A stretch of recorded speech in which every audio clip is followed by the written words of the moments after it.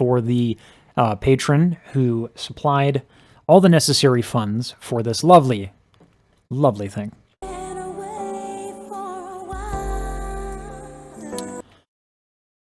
People sleep on how challenging it is to get a proper mix. I think everyone's always obsessed with loud and powerful, and I get it. I am too. But it is actually quite difficult. It takes a lot of control to get this sort of sound. Let me demonstrate that real quick with the power of science. Greatest is just me demonstrating a point, but if you look at the bottom below the very teal thing, you'll see that there's a fuzz. That's air escaping. Right? That's some of my vocal folds not being closed. Takes quite a bit of control, because what you want to do is you want to have such little air that they gradually come together. Otherwise, you have this.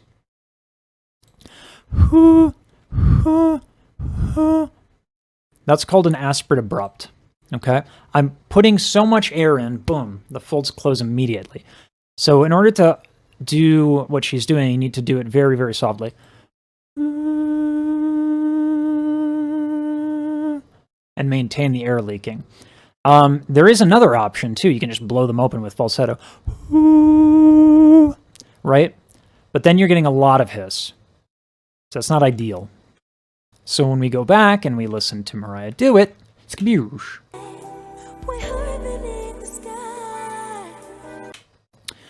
So how do we achieve air like this? How do we achieve being so gentle? Let's take a look at the back of her neck and her posture. This is one of the harder things to teach in singing. She's very loose, and her posture is fantastic. Why does this matter? It matters because if your lungs are like a plastic bag and attached to your torso, and your torso is stiff, well then you're going to be expelling more air, right? This is what the torso is going to do, this to the lungs with any form of tension, right? Some more air is expended, and that makes it very difficult to control. And make no mistake, the larger muscles in the human body are powerful enough to drag your entire body down a couple of inches. In some stretches that I sustain, I make a few videos and stretches on my TikTok, my stretch will make my head go like literally a foot farther than it is when I started the stretch. So this is something I highly recommend people do, that they just like stretch a ton. And that they learn to stand with ease, because you can practice all you want on exhales and the starting of every note, but if your posture isn't there, you're just not going to be able to do it no matter what you do.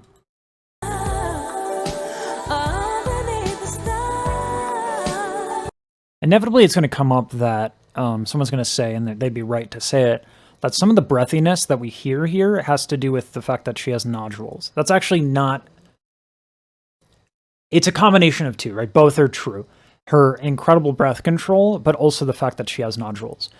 But it would be a mistake to say that it's not intentional, and here's how we know why, is because she can get her folds together for a non-airy sound, and does so when she wants. The first one, under the vowel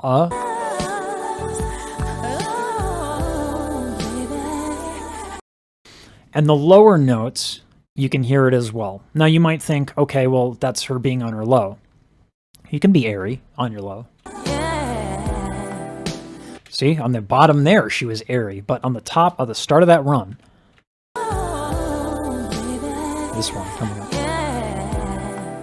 there's complete vocal closure. We don't have the hiss anymore, and then at the end of that, we have the hiss, which is the sound of air leaking.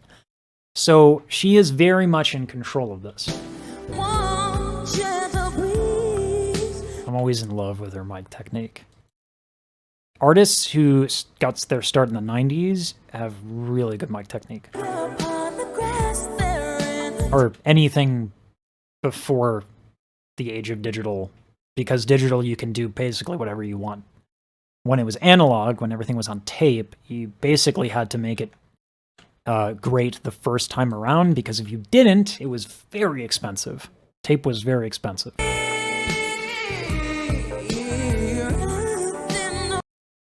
I love this mic technique. Right here, this is what I'm talking about.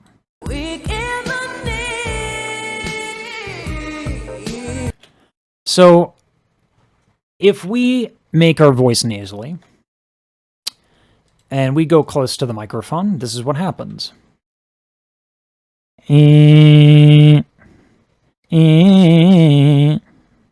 Right? Tons and tons of upper partials, not exactly pleasant, and it's, can be very abrasive and loud. So if we do this, though,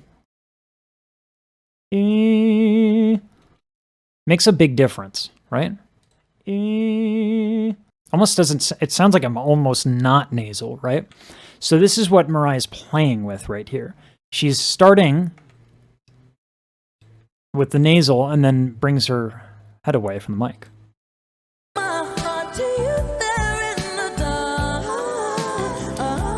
So one of the things that I really enjoy, and this is like a lesson in musicianship, she is playing with time. And this is something that I know that she can be incredibly deliberate on her time, because, I mean, look at pretty much the vast majority of her performances, and she's right there with the drummer, and her consonants are right there when the drum hits. But this is something that you can do when you have really sparse accompaniment, or like you have a pianist who like knows how to accompany. You can play with time, you can slow down, you can speed up. And so listen to where the bass is, and listen to how she'll be ahead of it, and then she'll switch it to be behind the bass.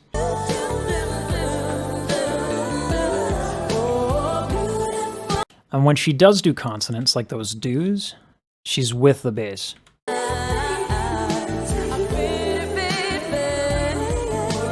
This is something I don't hear a lot with Mariah. It's very popular now, and it's not a new technique. Whitney did a lot of this, but this sound,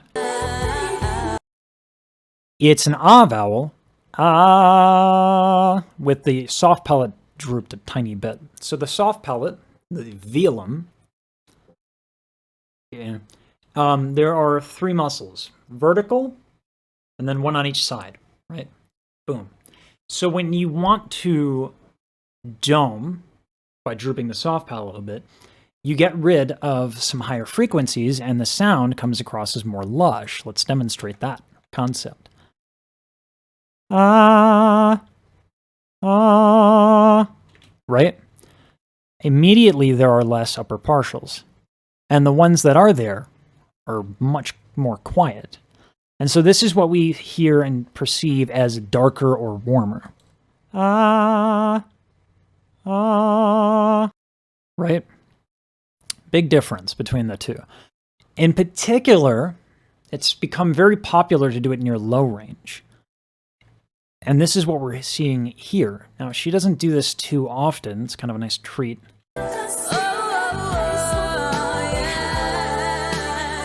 Okay, these little 16th triplets are too cool. These are just dotted. She did these like 16th triplets that are really, really cool. I'm trying to find it again.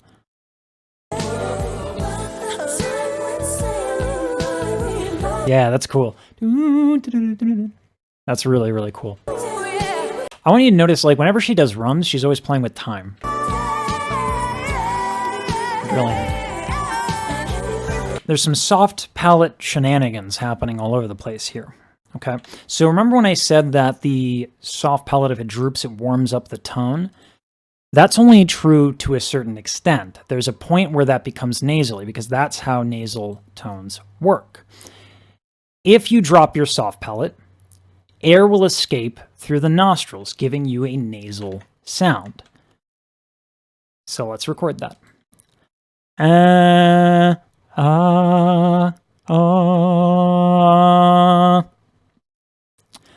There is that warm sound lives very, very, very close with that very obnoxious brazen sound. So you have to be careful that you don't put too much breath behind a a domed soft palate, because that will lower it further to the point where it'll become nasal, unless that's what you want. So what we see here is a bunch of that stuff, which is really cool. It's very up there. So she's going in between back and forth, depending on the word. And then as she goes to the high note, boom, lifted soft palate. Oh, I love this. I hope these are live background singers, because that sounds gorgeous.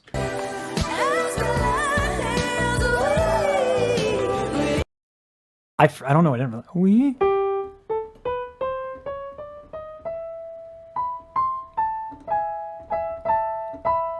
They're like this really specific interval above.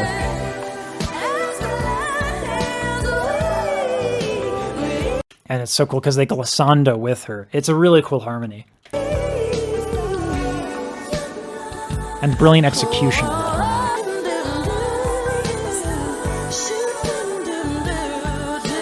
This is how you know it's a really, really good bass player. When someone who is ridiculously white as myself can be like, yes, yes. That's a bass line, right? Like, it usually takes Michael Jackson to get me to groove like that, but I'm hearing it right now, and it's great.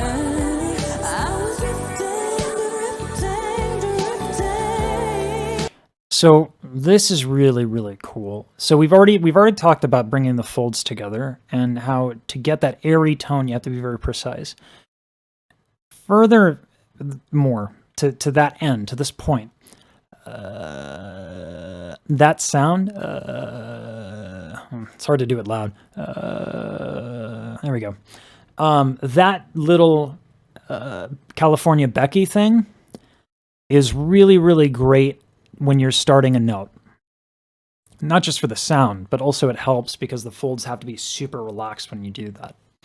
So let's listen to how Mariah uses it to kind of come into a note on the low end.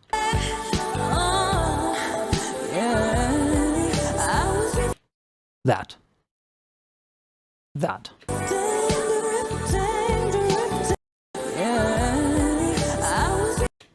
Right? I was drifting. Right.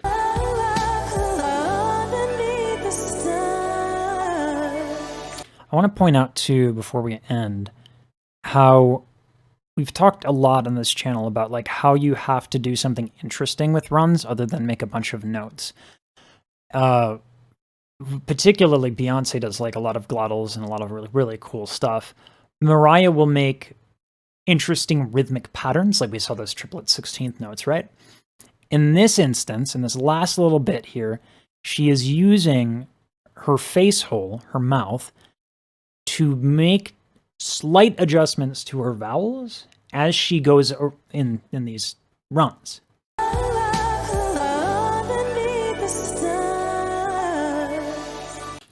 So it's subtle,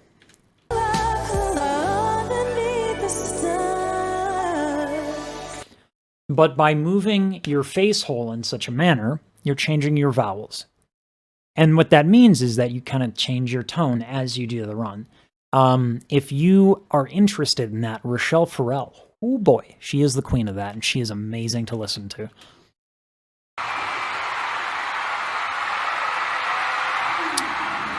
Man. It was really nice. Like,